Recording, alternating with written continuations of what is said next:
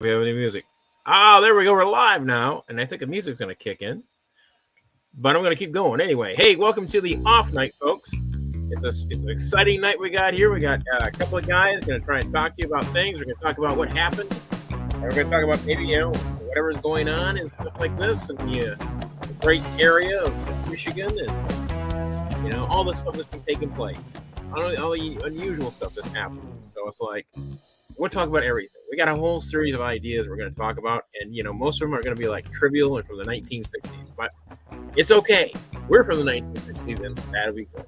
We get a little history. That's it. All right, I'm going to bring out your host and MC, who's also from somewhere around the 60s. Please welcome Mr. Mark Sweetman. All right. Oh, there he is. Okay. Thank you very much, Andy. And you know what? I took you out of the picture there. So let me bring you back in here. That was a mistake. I'm using, usually I have my, what do you call it? My Chromebook with me that I use for doing all the controls. And then I use the iPad that Jason gave me for the camera and the mic. Okay. And I don't have today, I do not have my Chromebook with me. I just have the iPad. So wow, that's cool. It was they put it's not like these apps put all the buttons in the same place for all the formats. So the Windows has it different, then Chromebook has it different, then iPad has it different, then iMac has it different. So it's just it gets confusing. Everything like iPad, they have like three different ways of doing the same task. All right. So now listen, I want to get this out of the way at the beginning because I always forget until the end. But like this video, if you're watching it, whether you're watching it live or you're watching it, we play it for a whole week. We leave it a whole week on the site until we replace it with the next one next Monday night. So hit like, and there's also a subscribe button. Now, ever since July, we moved this off of my YouTube and Facebook page, and we created an off night page on its own. So it's just for the off night. And so that, for one, that helps keep a more accurate tabs on viewership, because then it doesn't confuse things with things that Mark Sweetman might get, like I get viewers, right? You get a lot of viewers. There we go. Yeah, exactly.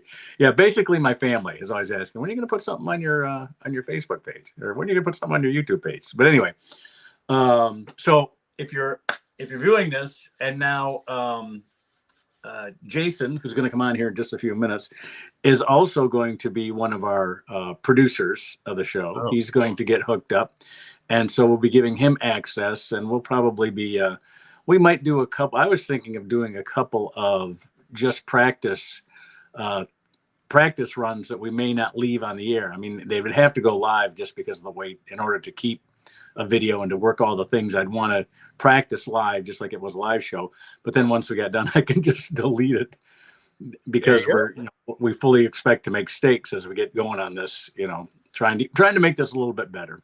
Oh, very good. I've talked about this with Sam, and he likes the idea just because he's 76 years old, but I'm thinking of just making this for old comics.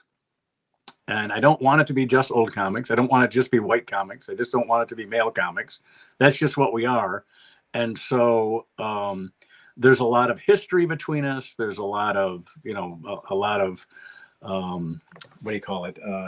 between us and things like that. I don't want it to be just for, hold on. Oh, I hate that when you think you're going to sneeze and then you don't. It just won't come out. Yeah. Oh, yeah. Anyway. And we can think of fun things, but I want to get Jason more involved, and he's all enthusiastic about that. So that'll give him. Are you sure? It'll just give me all of us more options. And it's been the four of us now for what, 2 years? I can't remember. I think Jason joined us last, and that was in the fall of 21 or 22. I think it was 22. Well, I think it was 22. I think it was 22. Yeah, because we were going at it. We were going at it for a year in 21. I think we were going at it a little more than a year. But anyway, be that as it may, it's been the four of us regular for over a year now. Oh yeah. So, and if you notice, it says it's our 195th episode. Wow. I know. Wow. And so, there are people that have started after us that are doing much better. we have the most loyal 5 followers ever. It's like Exactly. Well, last year in the first week in January, when we switched over to, I can't remember what we switched over to. Oh, we stopped doing it on Facebook. What I do now is I record it to YouTube because you can record it. And when people like and subscribe on YouTube, that's how you build up to get your monetary value. Even though it only may be 1 cent per viewer, that once, or you know what I mean, for the advertisers, if they get 1 cent or they pay you 1 cent, those kids that get 1 million viewers, 1 cent is $10,000. You know what I mean? So it's possible. There is a chance to monetize this. There's got to be people that like old white guys that are funny. Can you imagine 1 million people doing Jason comedy lines? Yeah.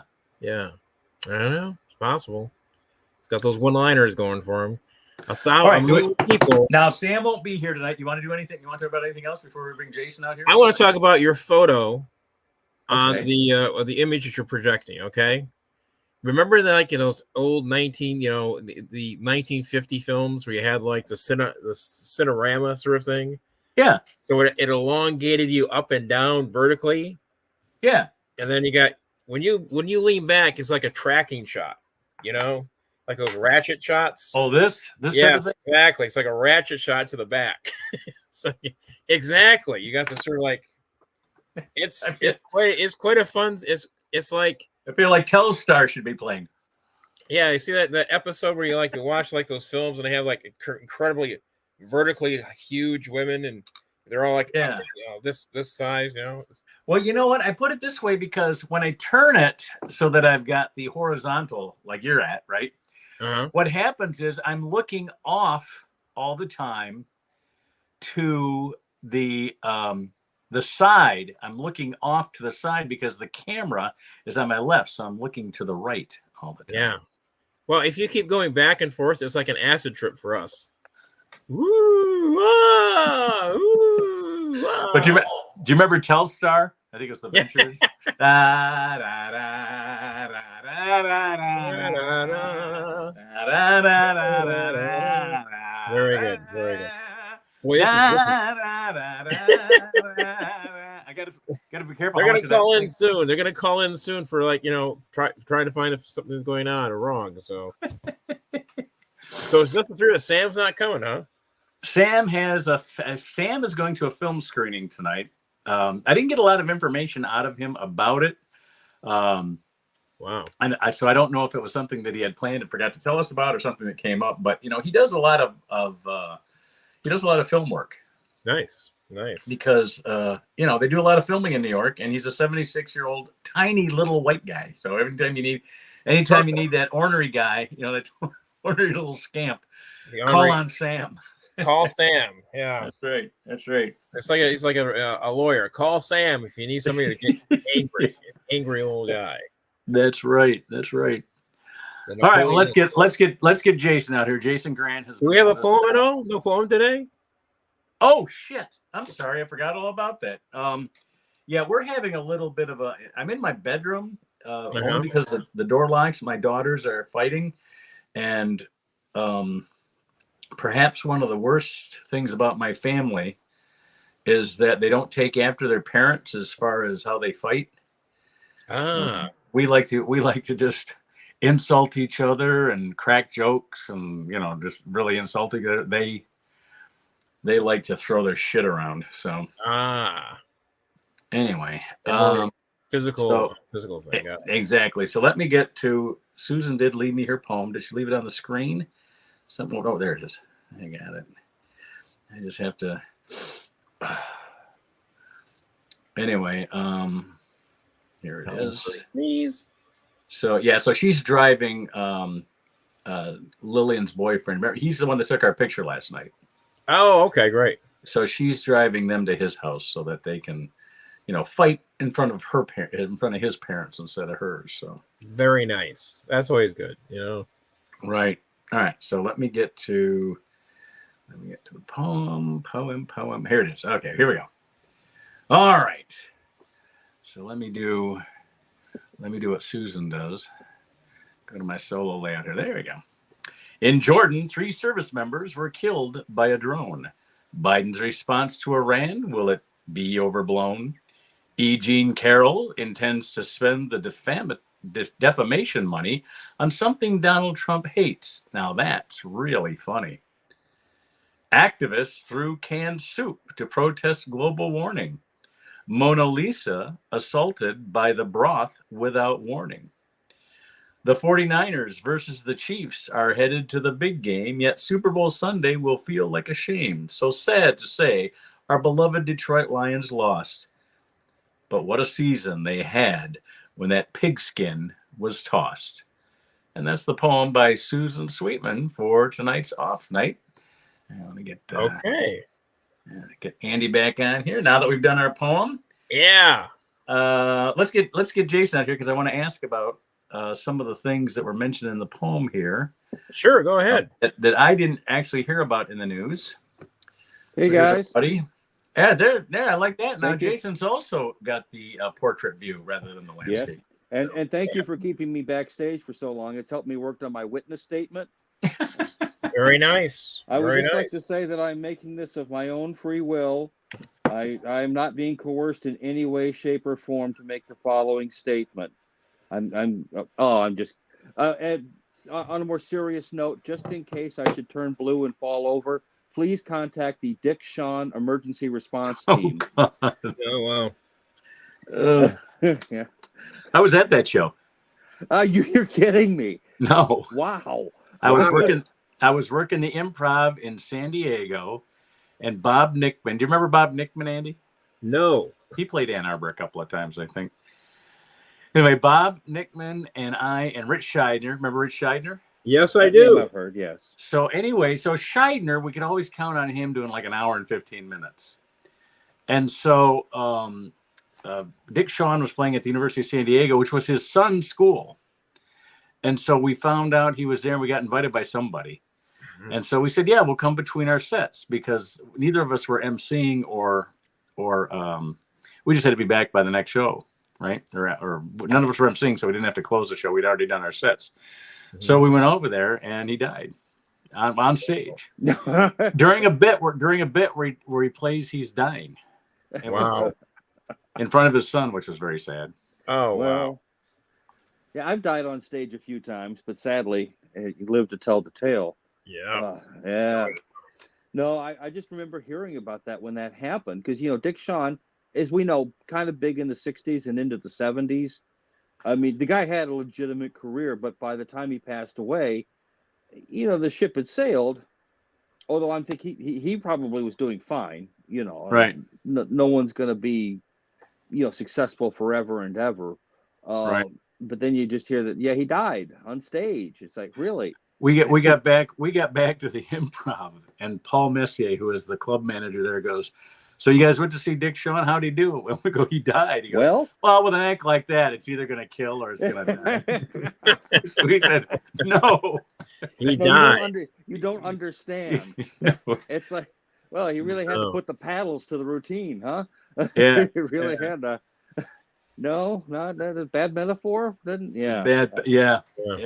Yeah. No, I hear it. And by the way, getting back to just sort of the podcast, and I did note it's 195, which I think is the equivalent of our 3 ages combined, if I'm not mistaken. Hey, that might be pretty close. Yeah. No, I think it is. I did. I can still do a little bit of math. Well, I don't think we're quite 190 yet. Well, all right. So 3 times 6 is 180. 3 times 65. If all 3 are 65, we'd be 195 because 195 divided by 3 is 65. Well, we're not there. So. At this point, though, the few years that we're kind of missing, not really mattering. Doesn't really matter. No, I mean, yeah. On the scale of whether we're still going to be able to get laid, no, it's not. And by the way, no, you'll get laid. Is this whether you pay for it or not? Well, no, Well, certainly that's the. I'm to the age now. I'm to the age now where I think I'd rather think somebody thought I was getting laid Well, there is that. I mean, we still we appreciate the prestige, but the actual physical activity, it's like, I don't know. I'd have to get showered once or twice. It seems like a lot of effort for 20 minutes and a muscle contraction. I think we can do better than A that. muscle contraction. I mean, just Interaction. I Of course, my wife is still good looking, so I don't have any. I don't have any worries about what people might think. You know. No, Yeah, you're no, good. and you know, and I can still play the, you know, lost hitchhiker in the basement game. That'll you know, that'll teach them to answer the door. I don't know. Susan, Jason, Susan on at the N Club last night. Susan did a poem. Oh, okay. I think everybody took chances because it was the Lions game was on at the same time. Yeah, so no one was home. And the lucky ones, get this, the lucky ones were Lisa Green and Jeffrey Scott because they got to go up during halftime. Yeah. Ooh, okay. So people weren't watching the game when they were up there. And then what's her name? Alice Duhan, who was last. The Lions had pretty much blown it by then. So she went up there and she did her little take on what it's like to be a Cubs fan and how can she relate to the Lions fans. I thought that was pretty funny. Yeah, well, they would certainly have a baseline that would be somewhat comparable to ours. And yeah, but you know what though? Even though that was 108 years between their World Series championships. Yes, I know it's long. I know it's 3 times as long as the 32 that we had, but still, they've won. Yeah, so they can stop bitching. We still haven't won the championship. We still haven't. Was it the Cubs? Was that the team that was playing? Help me out with this because I'm not the biggest baseball fan anymore. Used to be, but not anymore. Where the guy reached out during like a deep ball and interfered with. Yes. He interfered with the outfielder. And it was like a guy was from like the Chicago area. So it was right at Wrigley Field. It was right in their own home park. And he pretty much had to leave town, disappear, change his name. Yeah, and it was one of those things where if they had won that game, they would have been up 3-2, and the Marlins would have had to win 2 games. Right.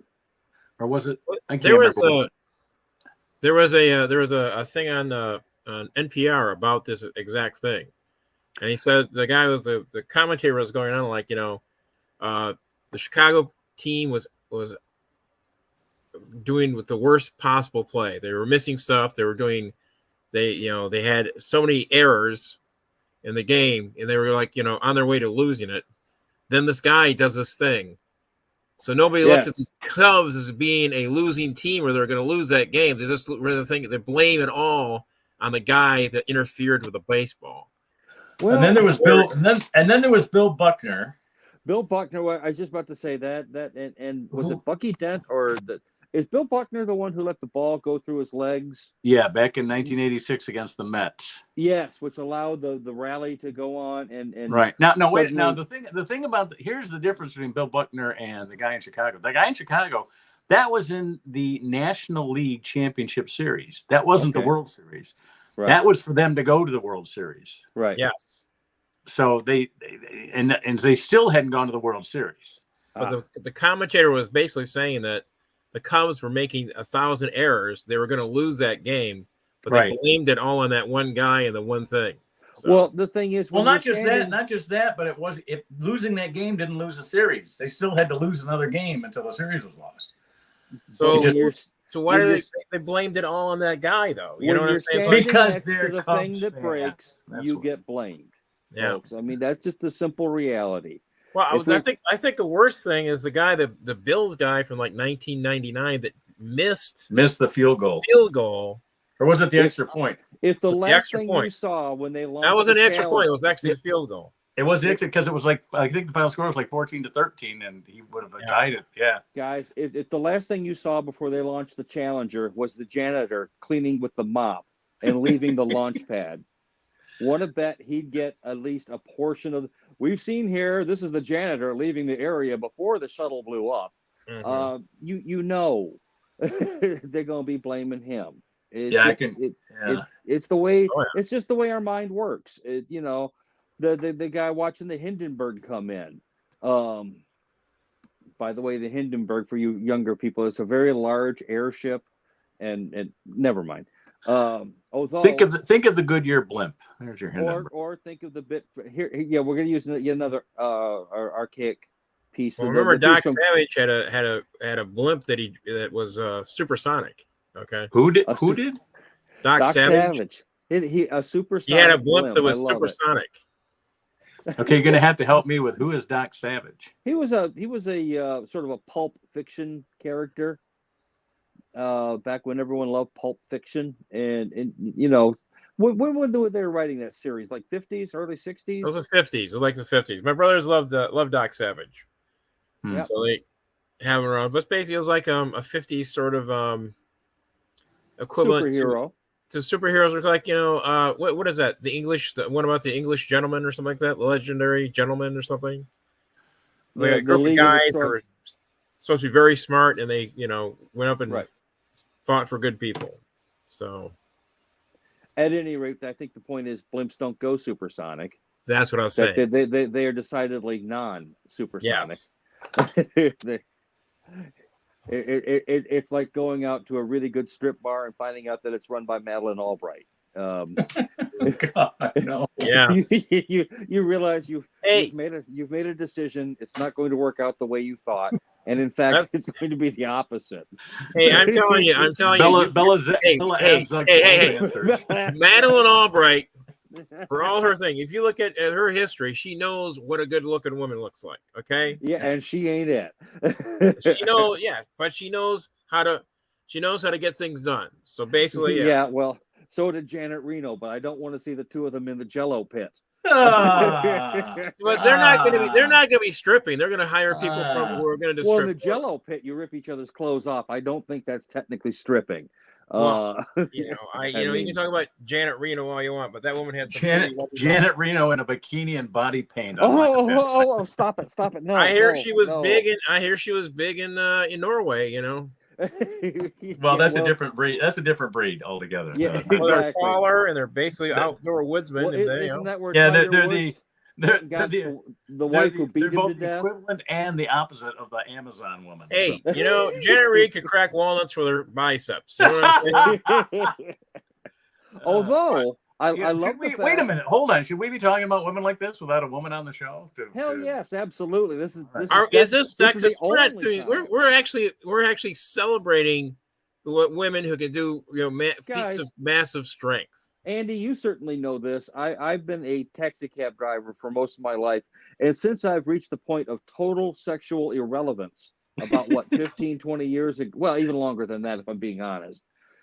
Once you get a bunch of half-drunk college kids in the back, especially all girls, you're just a piece of the furniture. They don't even know you're there. Yeah. Well, that happens before your 60s. So come on. Shit! No, that happened when I was 17. Let's be honest. I want to correct you, Jason. Yeah. We became sexually irrelevant the moment we became taxi drivers. Okay. Well, I was already. I'd already moved into the relative period there. Yeah, but yes, but they say things about us.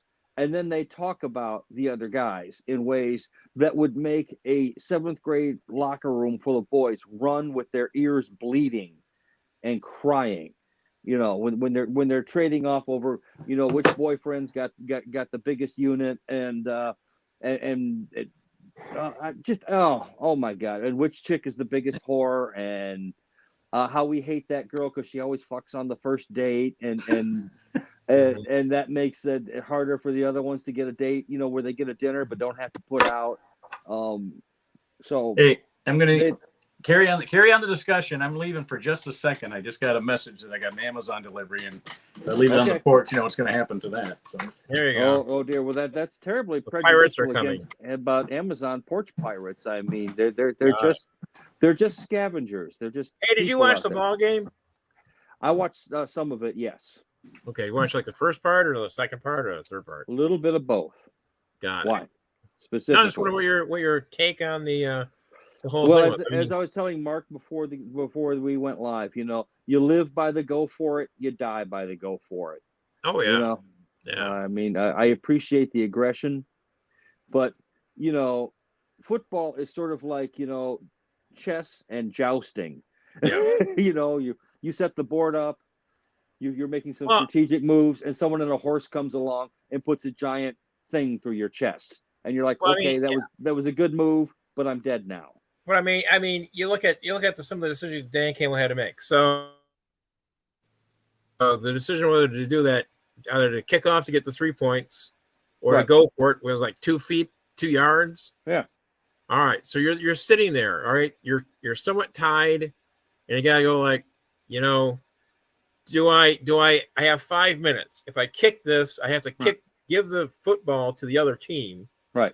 Who have lately run through my defense. Yes, like they made maniacs, halftime adjustments. Yes. Yeah, they made halftime adjustments. And the thing is, you know, we weren't supposed to win that game anyway, according to all the licensors. The fact that the first half happened was like a miracle.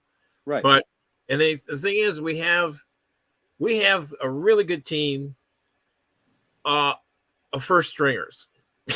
Yeah. We do not have a good second stringer team. No, when you go to San Francisco, they have a good first string. They have a really good second string. The expression is a deep bench. Yes, they have a very deep bench. Now so deep we're bench playing our means guys. something different Our guys to are me. playing like yes, all the time. You know, it's like they never get a chance to rest. So it's always going to be that way. No, it does, and also Dan Campbell's strategy. Well, and again, it seems like it's sort of couched in this sort of very aggressive sort of. It really reflects also sort of a statistical approach. The people have coached him and said, listen, you know what? There aren't 3 downs, there are 4 downs, and there are times when it actually makes a lot more sense. And if you see there are other teams that are adapting this approach, both offensively and defensively. Yeah. So now that they got all these matrix, not matrix. Matrix decision. Metrics is what they call. Metrics is what they call. Where they can actually look the statistical, you know, when to do it within this amount of space, and a lot of it has. I mean, he's got a better decision. So his decision to go for it at that time. The thing is, he knows his offense is stronger than his defense. Yes. Yeah. So it's sort of like, you know, and he trusted those guys all the time. So it's like him making that decision to go on 4th all the time is not that far off. I can give you 3 games that they won by either a last-minute score or less than 3 points. The Chargers, the Bears, all of what was the other one? The Vikings, the first game, not the second one, but the first game in Minnesota. If they had lost those 3 games, right? Yeah. By not going for it on 4th, they would have, instead of being 12-5, they would have been 9-8. Yeah. Then, you know. So it's sort of like, you know. Well, again, it's more of a strategic approach, as opposed to, say, back in the day when we decided to kick the ball to the other team in sudden death overtime so that we would have the wind at our back. The Marty Morningway approach. But see, I don't think that we have. I think Dan is basically trying to fight not to be in a extended game. Well, the thing is it's like you're saying, the way for us really to win is keep their offense off the field. Yeah. And to do that was to keep our offense and on. Another thing too is if we had tied that game, they have a much better field goal kicker than we do. Yeah. Jake Moody, U of M graduate. It's the U of M guy, yeah. Yes, yeah. And so they don't have to go as far down the field to win that overtime. Yeah. Right. So that's why he, you know, I can see why he's making those decisions. And you know what? I think for playoffs, forget that first team that scores crap. Just play another 15-minute quarter. Mm-hmm. Well, the way it's done, it's like each team gets a chance to have the ball. It's not sudden death anymore. I know, but still, but if you get a touchdown on your first drive, then that's it. You know, if it's a field goal, then that's what happened against Seattle this year. We had a tie game against Seattle. We lost that overtime game against Seattle. Right. Oh. But while Campbell's approach seems a lot more aggressive, it is, as you say, it has a metrics based approach, and there is a decision tree matrix that goes behind it. And what can I? Hey, look, within 3 years, he's taken us from, let's face it, the gutter, the cellar. I mean, that whole team they brought in there has really done a tremendous job. I mean, it's like, and of the 23 draft picks that he's picked in his tenure, 23 are still with the team. Yeah. Which shows that they knew how They know how to build a team. Yeah, I credit by using the draft. Yeah, I credit the general manager more than the coach for that. Yeah. Well, indeed, the general because manager he's in charge. He's in charge. He's the head of scouting, and that's what a general manager does. Leave the football on the field to the coach, and you take care. Yeah, but the coach has to develop the players. Yeah, you get them the right talent, and well, I tell you what, if they have a draft like they had, first of all, everybody worries about that first pick, right? Yeah. And our pick will be 29th this year. We'll have the 29th pick in the draft, right? Right. If you think about it, later than 29th last year was Brian Branch and Sam Laporta, two of our big starters and big players. You know what I mean? Yep. So you don't have to get that number one pick to add to your team. Oh, the other thing too is that, granted now we are actually in a position where going into next year, people are going to actually want to be a part of our team. Yes, that helps. That helps when it comes to making trades and things like that. So there are people who want to be traded to this team. So that's going to help us, and the basic thing is we're going to build up our defense next year. That's our weakest spot. I hope so. What do you think? What do you think about Sam Newton? I think Sam Newton is the guy that I don't know if it's because they target him most, or if he really, and he, Dan Campbell's approach has always been to support publicly when the reporters ask about, well, what about Sam Newton? He seems to have a lot of errors, seems to allow a lot of passes, seems to drop a lot of potential interceptions. They always ask him stuff about the one particular player that doesn't look that great, right? Yeah. And he supported everybody from day one for the last 3 years. I mean, they were 3-12-1 and then started 1-6 last year. So what does that make them? 4-18-1. 4-18-1. But from there, they turn that corner. But again, by supporting your players like that, basically you keep any dissension in the locker room where it belongs. Yeah, and then what you do, and then now what's great about it is now you can make all those decisions without the players go home, they go to their off season, they start going to their they go to their kids' school programs, and they buy their mother's houses and whatever. Exactly. Make it rain at the local. Meanwhile, Brad and Dan are scheming for the draft for this year, and the draft is in Detroit. That'll be exciting. That would be fun. Really? My kids have already asked if we can go, and I said, you know what? When they scheduled the draft in Detroit, I go, oh, this is going to be like our Super Bowl. Now that we've been to the NFC Championship. The draft isn't that big a deal anymore, like I thought it was going to be. Well, also, it'll show exactly what the draft can do for you, Yeah. But it's like, it's meanwhile, us Michigan fans, we have to look at the decapitation of our program. Now that we've reached the heights and got a national championship, and now Harbaugh's gone, JJ's gone, a bunch of really talented seniors are gone. But here's what they're not getting. They're not getting what Alabama got, which is about 12 of their players going in the transfer protocol. Anybody, and guess where they're all going? Guess where they're all going? 5 of them have already said they're going to Ohio State. Ohio State, yeah. And the other ones will go to Georgia. I mean, the thing that this really illustrates, though, is that college sports it hasn't been for a long time, but it certainly isn't now about the kid who's struggling and who's playing ball because he wants to be able to get his undergraduate degree. And then later on, he wants to go on and study nuclear physics because he has a new theory on boson formation. Well, let me tell you something. It doesn't work that way now. It hasn't. Let me tell you something. Until the probably mid to late 70s, after Monday Night Football started and national television, and it became a big national sport. Pro football players didn't make much more than $50,000 or $60,000 a year. $70,000 a year. Yeah. You know what I mean? It wasn't even the big players, even the big names. Johnny Unitas never made $100,000. You know what I mean? They had other jobs during the rest of the year. Yes, they all worked. They all worked for the owner's real estate company. Joe Schmidt, who was our Hall of Fame linebacker and our head coach for a few years. He was a manufacturer's rep for auto suppliers in the off season.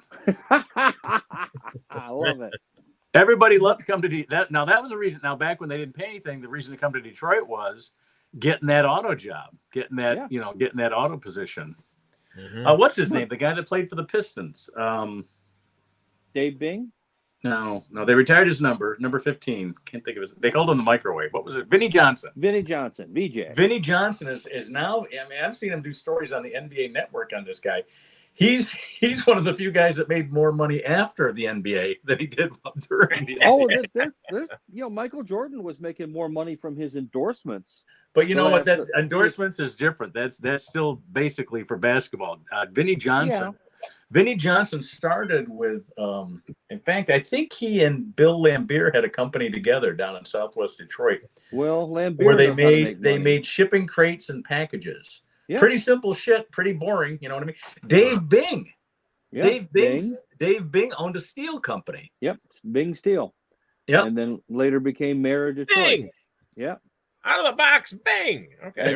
And who could forget Mel? But I mean, those guys today, if they were all as talented as all those guys were, Alex Karras was acting. You know. Yep. Yeah. So even while he was still playing ball, and all those players today would be playing so much money. You know, Travis Kelce doesn't need to make more money. He's got Taylor Swift. He's got the richest girlfriend in the world. Yeah, but you also have to consider we're also learning this game damages you when you get to that level.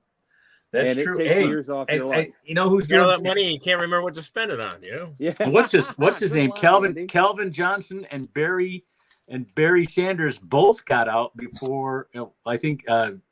Calvin Johnson played 9 years and Barry Sanders played 10. Yeah. None of them played. I mean, they played until they were like 31, 32, where they had the talent to probably play about 3 or 4 more years. No, but they're smart. But they were getting their asses kicked. Yeah, but they can walk across a room without a cane. Yeah. Not only that, but I mean, they've gone into other businesses. They make a living other than just off of their wealth from football. Well, Barry Sanders was smart. He doesn't have an entourage. We never had problems with him, fathering a dozen babies. Well, that helps. It does. That does help. Did you ever see? Did you see? I think I don't know if it was Prime, Amazon Prime Video, or if it was Hulu, or who it was. Maybe it was Netflix. I don't know, but somebody did the Barry Sanders. I think it's on Netflix. Netflix. I watched it. It's pretty good. Where he takes his kids to Europe.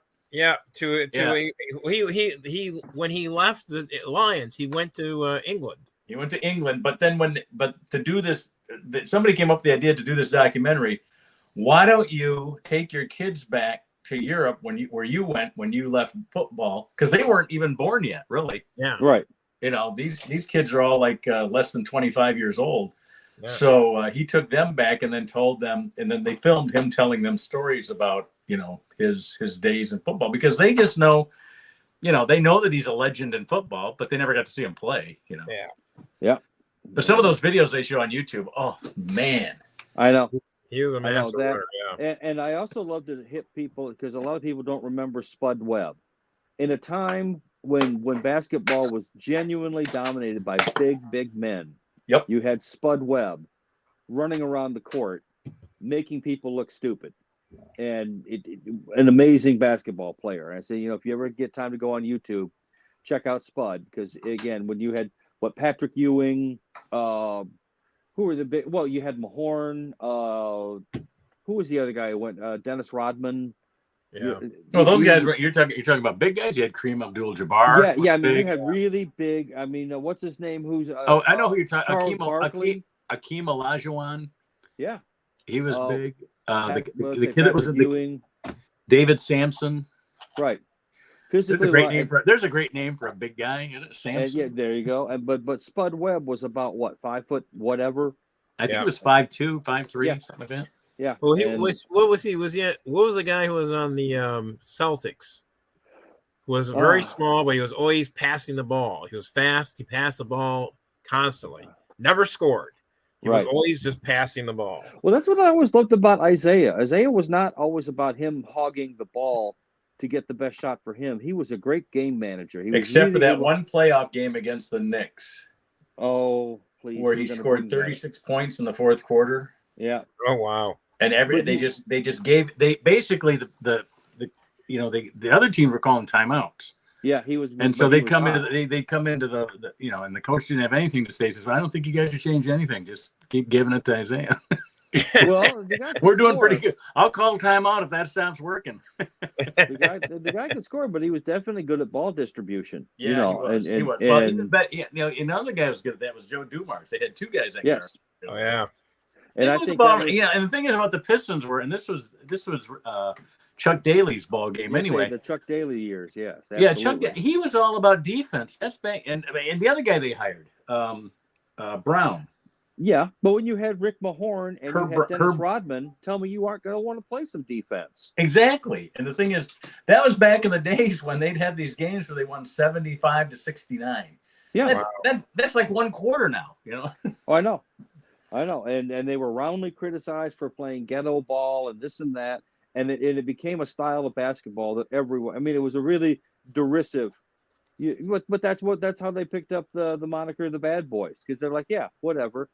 When Bill Laimbeer would take someone down, and give us the classic Bill Laimbeer, huh? Me? Me? What? You know, and they go back to the replay of some guy coming down with a ball and Bill Laimbeer just leveling the dude.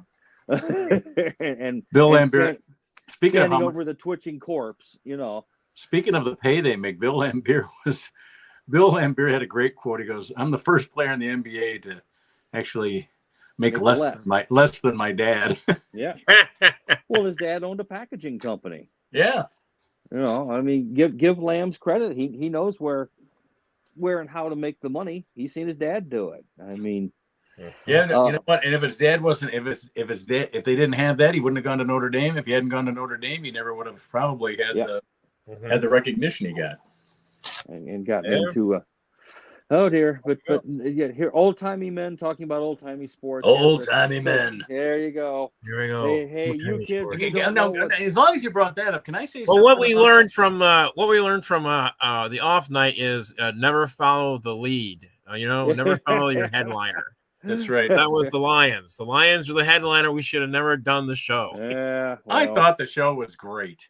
Yeah. I got to get back there. God, I've been so worn out lately. I loved that Yogi did 15 minutes of just crowd work. I thought that was that was very good.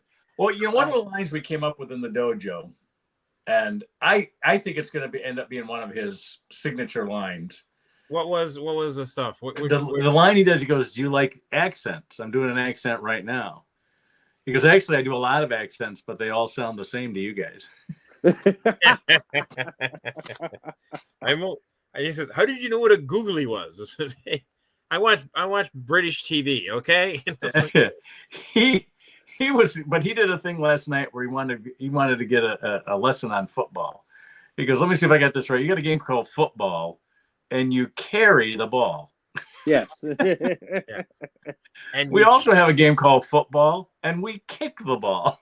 Yeah. It was some very funny stuff, and I thought it was great watching him work the crowd for 50 minutes. And when I say work the crowd, there weren't a lot of people paying attention, but we had like a crowded room last night. I love crowd work, man. I love being able to do crowd work. I don't know why Joel up at Ridley says, don't do crowd work, and I don't understand that. I think he doesn't want you to do it at open mic. Well, that could be, yeah. I don't think they like their open mic comics to do crowd work, right? And they don't like their openers to do crowd work, except for the commercial stuff. So hey, did you guys, in other words, did you get your drinks, and did you, where you're from, you're from Trenton. That must be your pickup. That must be your tractor parked out front. Look at all the tattoos. You must be the Taylor Yakuza. Exactly. That type of thing. Taylor Yakuza. There we go. You're good. Exactly. That is such a good line, Andy. But if a headliner is great at crowd work, have you ever seen Steve Iatt or Jimmy Brogan? Oh yeah. They do nothing but crowd work. Yeah. That is their whole thing. Paula Poundstone. Yes. She's great. Paula Poundstone, nothing but crowd work. I opened for Paula Poundstone at the Club Soda that was in Kalamazoo. It was opposite of Yoder's Club. Oh, okay. Nice. And so she was late. She came like a half an hour late. Her plane was late. So I was sitting there just sort of, waiting to open for her, and she goes in, and they're all kind of like antsy and crowded, like they're very verbal and like, where were you, like this, that type of stuff. And she's going along, and she says, this guy says something really weird to her, and it says, okay, all right, I'll just think about that. Okay, let me get back to you on that. Okay. And somebody else says something to her. It's like, hey, let me get back to you on that. Okay. She continues her showing like this, and she, in her mind, for like 45 minutes, she's putting together a big slam to incorporate both of them into the slam, and that was her final line to the show was, responding to those two hecklers and wrapping them up in one thing. And it was like, it was really, I can't remember what she did, but it was just perfect. She's good with that. She is above grade and on just being able to work, Are you guys familiar with what's his name? Gabriel. I forget his last name. He's the Mexican guy. Gabriel Iglesias. Yeah. Gabriel Iglesias. He does his closer routine, and it's absolutely brilliant, about giving a racist gift basket. He does the story. He sees his friend was in town. Yeah, he's known as Fluffy. Okay. Yeah, Fluffy, and he says he sees his friend is headlining at some casino. So he goes to the store, he gets an old Easter basket and starts putting in like Afro Sheen, Kool-Aid, Newports, copy of Ebony. He said he got a little watermelon, he got some fried chicken, and he saw this one little card that looked like it was like these little ghosts, but they had these like clan hats on. So he took it in half, said it's from the Chamber of Commerce, and so he does this whole. And I would advise you to look it up. Obviously, he does it much better than my retelling of it, and it's a great routine, right? And it's kind of the thing that he's been known for. He has this chick drop it off at this guy's door, knock on it, and he's like, he gets a racist gift basket, with Magnum condoms, everything, Colt 45. The one thing is, though, at one point during one of his shows, some white dude shows up with a racist gift basket for him. And he goes through it, and it's got like immigration papers and just and the crowd has a great time with it. He says, normally I would have a closer, but this was so good. We sat there and we did this. We jammed on this for like 10 minutes. This guy gives me this racist, and that was my closer. I closed the show, and I thought, man, that is actually really effing smart, because what do? You like Marcus said, you go out on the funny. Yeah. You go out with the crowd, And again, I teach this in the dojo too, because I think, to me, this is, do you want me to do a 45-minute show? That's what I need to know from the club. Yeah. Is it okay if I do a 40-minute show? No, it's not. I go, all right. Don't light me till 45 then, because once I get that light, I'm going to get off with a big laugh. Right. You know what I mean? If you want me off at 45, don't light me at 5 minutes to let me know I have 5 minutes left. Light me at 45 to let me know I can wrap up, and then expect me to go 5 to 10 minutes after that. Yeah. And a lot of them don't like that. They want you to have some kind of a set. And I go, I can't do that. I've got to, if there's something that's gone on in the show, right, that I can call back to, you know what I mean? To get to, and every audience loves that, because it gives them something that makes their show unique. Yeah. Whatever happened in their show. And so I always, now when I'm middling, I don't care. When I'm middling, give me 2 minutes. You want me to get off in 30 minutes? Light me at 28. I'll be off in 2 minutes. Yeah. Okay. Not a big deal. I get, because I don't care about getting the big laugh. There's a headliner after me. Now there's a lot of comics. Isn't there there's a lot of comics that are like, well, I'm going to get the best laugh I can because I want to show them I can headline. I'm going to blow away the headliner. I don't. But to say, what about this whole thing about headline killing? And outshining the headliner and whatnot. And I mean, that's. I tell you what's wrong. I tell you what's wrong with that. What's wrong with that is when you get up to LA and you're trying to get up at the Improv and the Comedy Store, right, in the Ice House, you want the guys that you worked with to say, "Hey, put this guy up." Right. He follows his time and he doesn't fuck up the guy's show after him. if you go screw a guy's show up and go, no, you don't want him. You don't want to put him up. Let him. Yeah, so let him sweat. Let him sweat a little bit at the off premier clubs in town before he comes over here. And that's what I mean. I tell you, that's what helped. I did not do anything to put a guy away. Tim Allen had a hard time Tim Allen had a hard time getting any work in LA until he got his Showtime special. And he got that from when Showtime had their Comedy Club in America show. Remember that, Andy? Yes.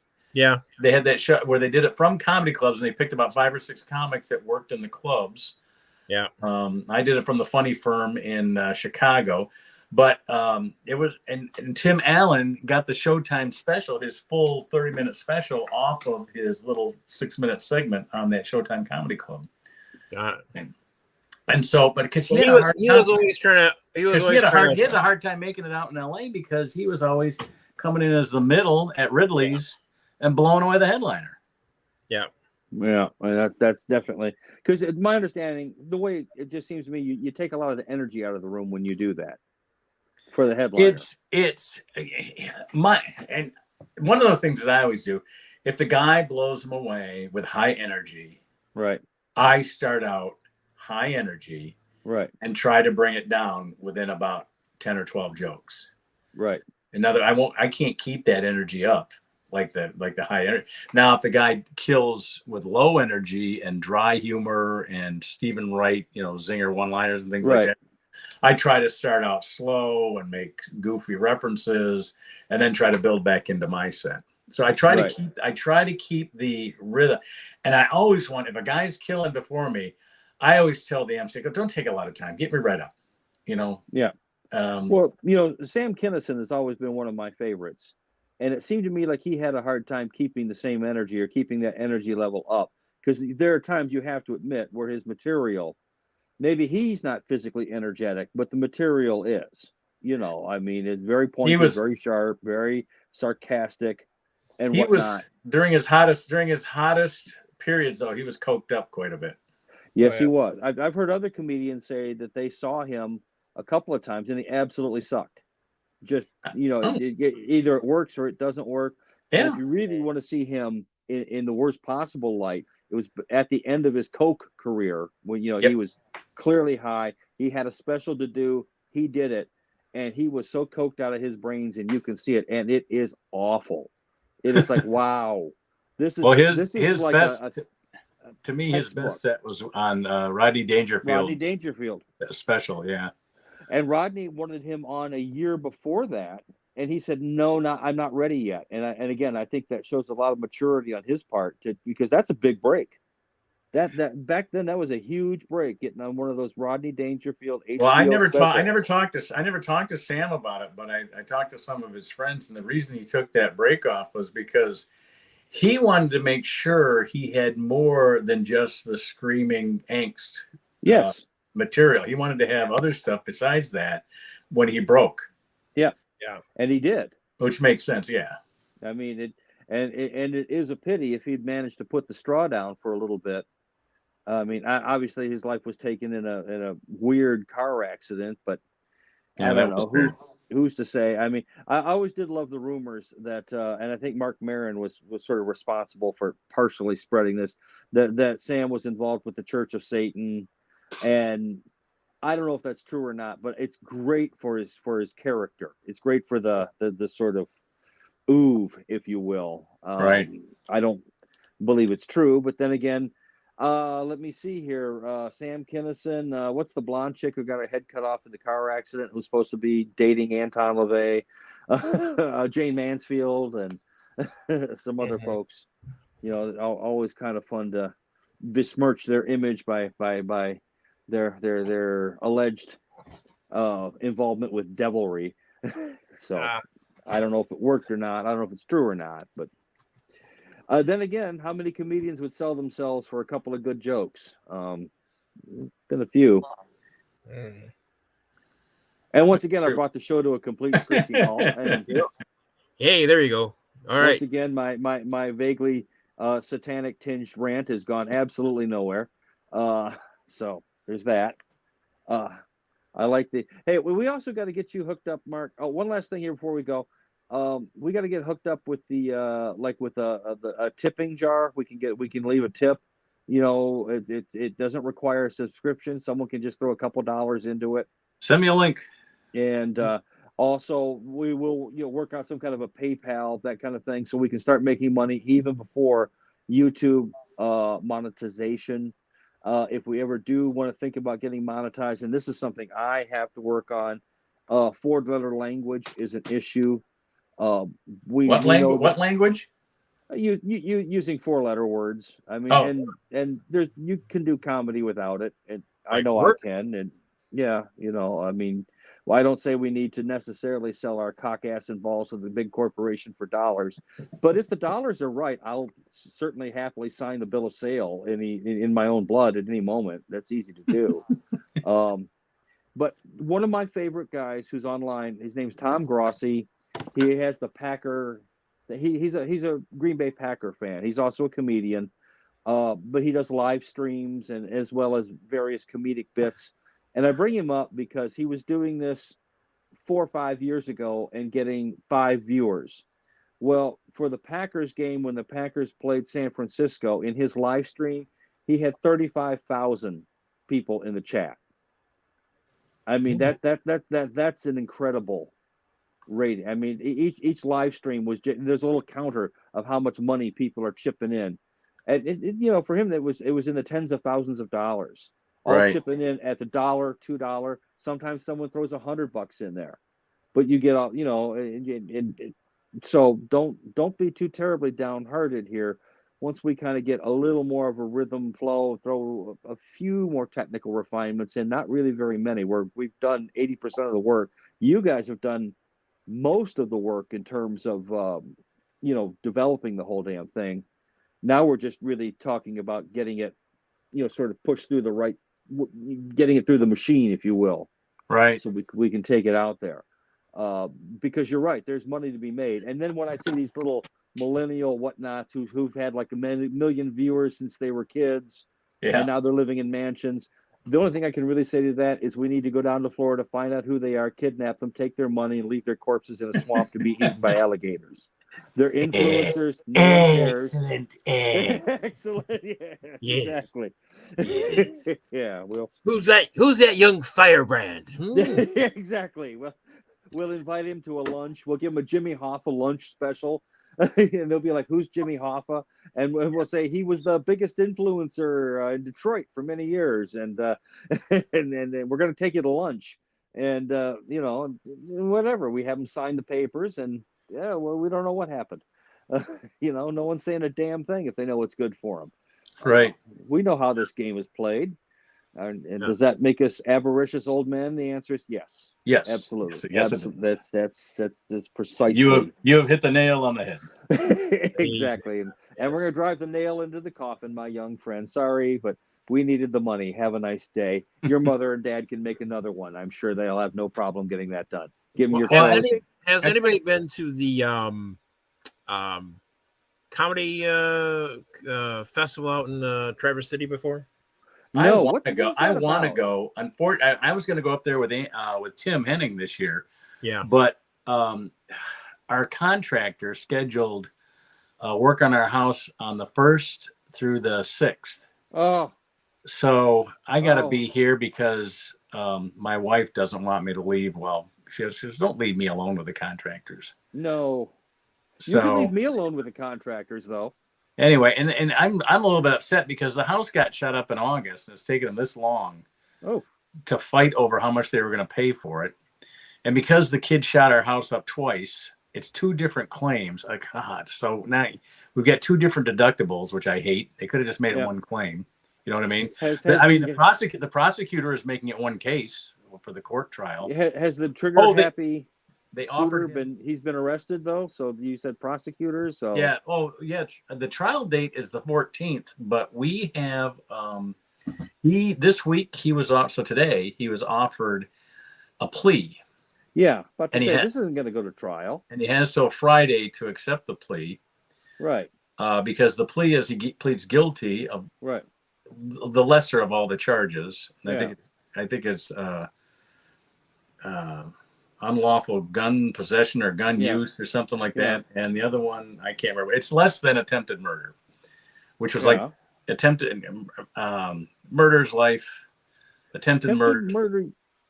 You can get up to. You can get you can get up to life, and then there's others that are endangerment with a weapon or something like that. It was like 30 years. Anyway, they've offered him 10.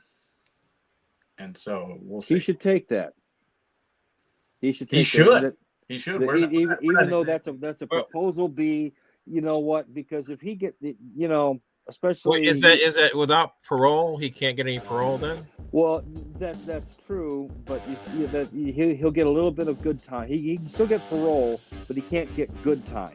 He can't get time knocked off. But nevertheless, we'll see. We did find out today some of the evidence against him. That's pretty strong. Okay. Because he's still denying it, but he has. When they arrested him, he had a gun, and when they did the ballistic and the bullets they took out of our walls, they matched. Well, did he have Trump's lawyer? Is that what the deal is? He's trying to get I think he's got Trump's lawyer. God, does that guy hire shitty lawyers? My God. Because he doesn't pay them. Yeah. Well, that's an issue. You guys can hear that music, right? Yes. Well, it's good to know we're heading out. Yeah, we'll talk a little bit more when we get off the air. Hey, everybody, we're here every Monday night at 8 o'clock. A bunch of old geezers talking about comedy, our comedy fans, our comedy friends, and we make each other laugh. Join us again every Monday night at 8 o'clock right here, the YouTube channel called The Off Night. Live long and prosper. Take it easy, folks. Have a good night.